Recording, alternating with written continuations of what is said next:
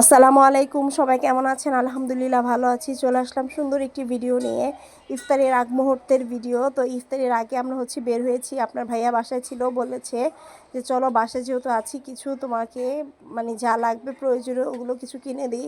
তো এর জন্য দেখেন আমি বাইরে গিয়েছি আর কি। তো এখানে দেখেন ইফতারের আগ মুহূর্তে প্রচুর পরিমাণ ভিড় থাকে ইফতারির দোকানগুলোতে। আমি যতটুকু পেরেছি একটু একটু করে কিন্তু আপনাদের সাথে শেয়ার করেছি। তো এখানে কিন্তু দেখেন অনেক দোকান আর প্রচুর মানুষজন।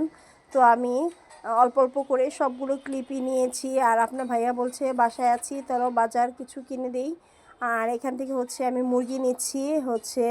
আমি 8টা মুরগি নেওয়া হয়েছে, একবারে বেশি করে মুরগি নিয়ে নিচ্ছি, কেননা বারবার তো আর আসা হয় না। এর জন্য এক দোকান থেকে নিয়ে নিলাম বেশি করে মুরগি।